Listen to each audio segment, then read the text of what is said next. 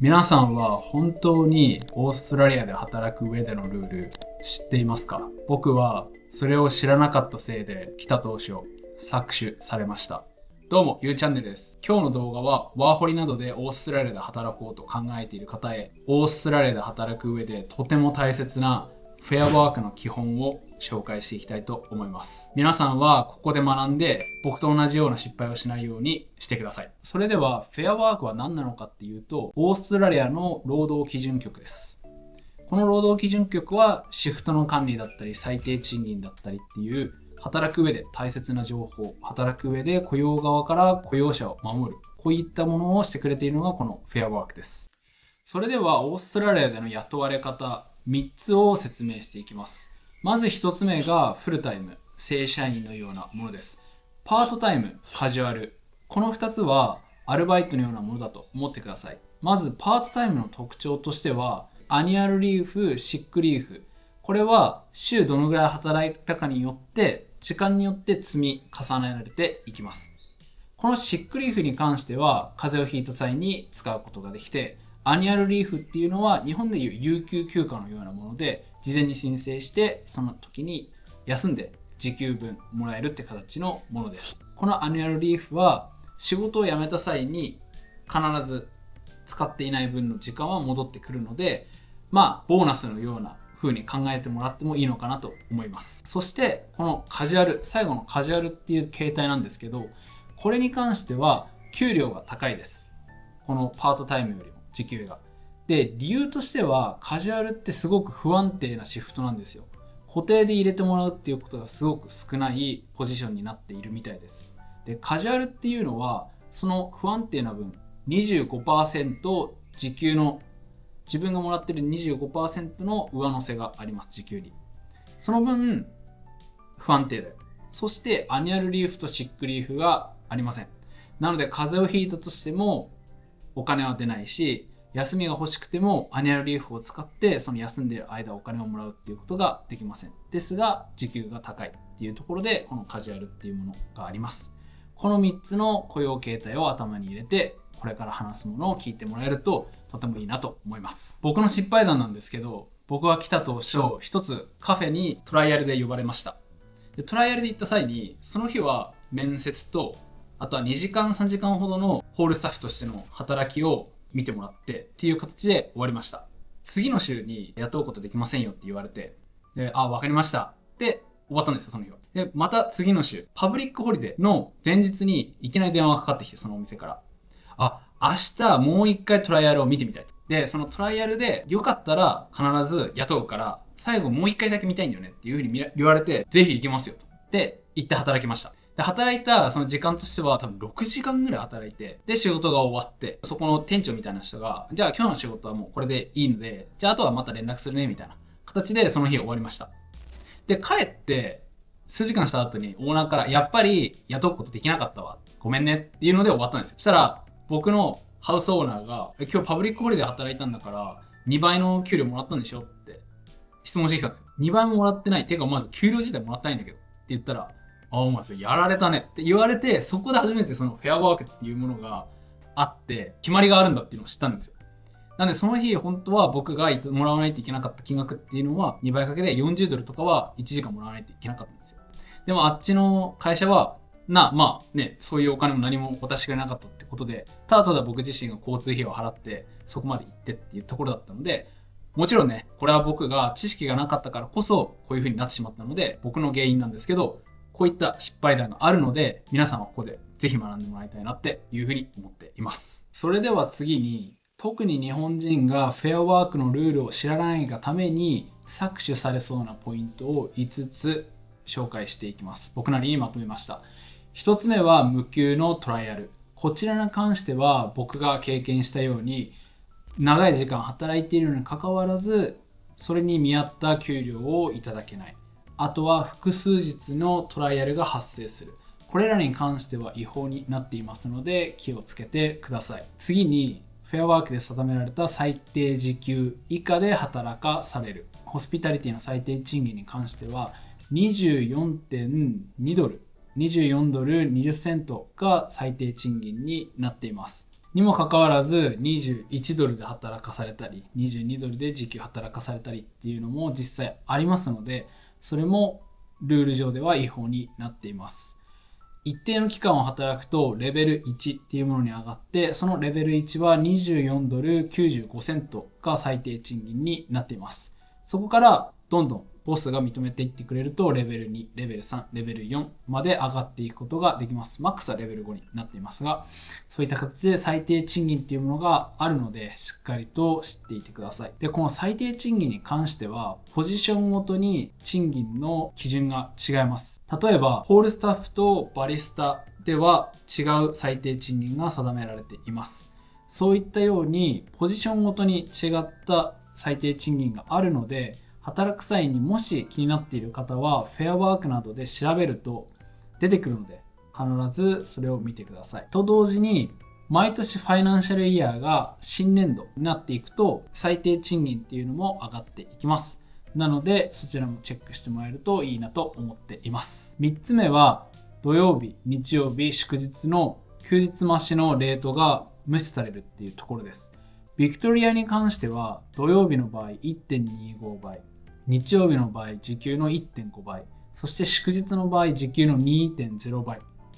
が増されます。なのですごく大きなお金になるんですが、これに従っていないところが多く見られます。そういったところも違法になっていますので、しっかりとチェックをしてください。そして4つ目に関してはシフトの急な変更です。これは結構知らない人が多いと思うんですけど、フルタイム、パートタイムに関しては決められたシフトっていうものをいきなり変えることはできません。事前にボスから相談があってお互いの了承の上だったら可能なんですが、ボスがシフトをもう決めているにもかかわらずいきなりチェンジして働かせるっていうことは違法になっていますので、そちらもしっかりと知識として入れておいてください。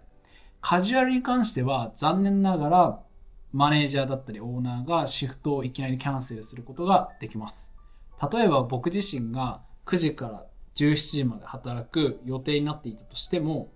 その前日だったり当日に今日は忙しくないので来なくていいですよって言われることもあります。それか9時から働いていて17時まで働く予定だったにもかかわらず忙しくないから12時で帰っていいよっていうこともできます。これが一番最初にも言ったみたいにカジュアルの不安定なところだけど時給がパートタイムよりも高いっていうところにつながっています。次に5つ目、休憩のルールっていうものがあります。5時間以上働いた場合は必ず30分以上の休憩を得ることが定められています。なんですが4時間または 4.5 時間の場合は、僕の経験の場合だと30分休憩を取るか取らないかは自分自身で決められます。例えば 4.5 時間働いたとして僕自身が30分の休憩を取った場合4時間のお給料が支払われます。ですが 4.5 働いて僕自身がやっぱ休憩必要ないなっていうので休憩取らなければ 4.5 時間分のお給料が入るっていう形です。この休憩のルールもしっかりと定められていますので、しっかりと知識として入れておいてください。これらは僕自身が思った日本人ならではというか、フェアワークを知らないからこそ搾取されそう、騙されそうなポイントだと思ったので、しっかりと頭の中に入れておいてもらえるといいなと思います。オーストラリアに来る前、働く前に知っておいてほしい5つのチェックリストも紹介していきますので、サクッと簡潔に言うので、しっかりと知識として入れておいてください。働く上では TFN っていうものが必要になります。この番号は必ずオーストラリアに到着したら申請をして手に入れなくてはいけない番号なので忘れないで申請してください。それとスパネーション、年金に関しても必要です。このスパネーションに関しては年金の登録する期間っていうものがいくつもあります。ですが僕が登録して使っているのはホットプラスっていう会社を使ってます。この年金の期間に関してもいろいろな会社があるんですけど、一番お勧めされる一番大きな会社、有名な会社を使っていただくことをお勧めしています。ちなみに余談なんですが、このスパネーション貯まったお金の30から 35% ワーキングホリデーのステータスを利用した方に関しては帰国する際にお金が戻ってくるので、そういった知識もしっかりと入れておいてください。3つ目は給料明細が必ず支払われることが必須になっています。この給料明細に関しては、例えばファームで働いたりした場合は、その日数だったり時間だったりっていうのをガバメントに提供しなくちゃいけないので、エビデンスとして。なので、この給料明細が発行されるっていうことも必ず大切なことなので、頭の中に入れておいてください。では4つ目は、キャッシュハンドで現金を手渡しで受け取るっていうことは違法になっています。ですが、会社がお金を渡したことを記録していれば、それは違法にはなっていません。ですが、その現金でもらった分は、タックスリターンの際にしっかりと申請してください。これがルールになっています。あと最後、5つ目なんですけど、これに関しては、働く上で仕事をゲットするために事前にお金を払う。僕たちが事前にお金を払う。何か施設のユニフォーム代でお金を払うっていうことはありえません。それと、仕事のポジションをゲットするためにお金を払うってこともありえません。これらは詐欺になっていますので、例えば Facebook だったりで見つけた会社でその人たちが仕事の枠を与えるのでお金先払いしてくださいっていうことはありえないので、そこも知識として入れておいてください。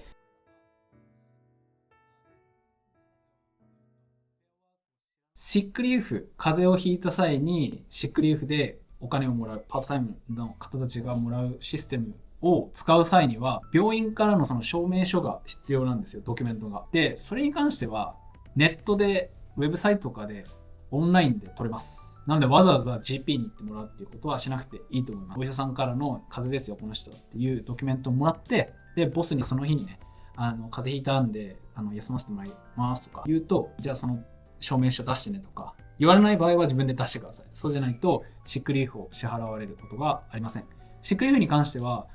例えば、明日僕自身が9時から5時までの仕事が決まっていて、で、明日の朝ね、体調が悪くて、もう仕事できないっていう際に連絡して、そのシックリーフの紙をもらって提出すると、9時から5時まで分の時給がもらえます。なので、しっかりとそういった僕たちが持っている権利っていうのはしっかりと使うべきなので、怖がらずに使ってもらいたいなと思います。あとは、オーストラリアでね、流行っているものは、着夜石器って言って、ずり休みするっていうのとか、あとは、メンタルヘルスデーだったっけなとかっていうので、そのメンタルが疲れ切ってるから、それを癒すためにみんなずる休みするっていうフレーズだったりっていうのもあるので、みんなが多分やってることなので、真面目になりすぎずに、そういった持っている時間、休んでもいい時間っていうものを存分に使って、ワーホリでの仕事だったり、ワーホリでの生活を楽しんでもらいたいなと思います。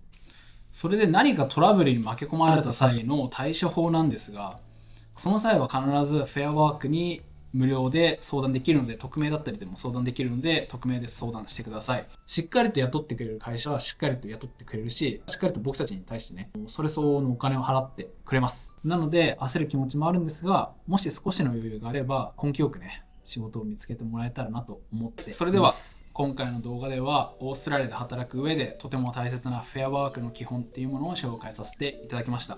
皆さんも僕みたいな失敗をしないように、この動画で知識をつけてください。こういった知識があるだけでストレスがとてもね、低減されるし、その分他のこと、自分がしたいことだったり、家探しだったりっていうことに時間を使えると思うので、ストレスフリーになるためにも今回の情報を忘れずに、それと周りで友達がいるんであればね、こういった動画をぜひシェアしてもらってみんなで共有し合ってください。そういったことでオーストラリアでの生活大半をね楽しく過ごすことができると思いますので、ぜひ今回の情報を忘れずに生活楽しんでください。僕の動画ではこのようにオーストラリアの情報だったり観光ワーホリの情報を共有していますので、ぜひフォローといいねぜひお願いします。それとワーホリで来る際はメルボルンにぜひ来てください。それはどうだっていいか。それでは今回の動画は以上になりますので、また次の動画でお会いしましょう。それではまたね。バイバイ。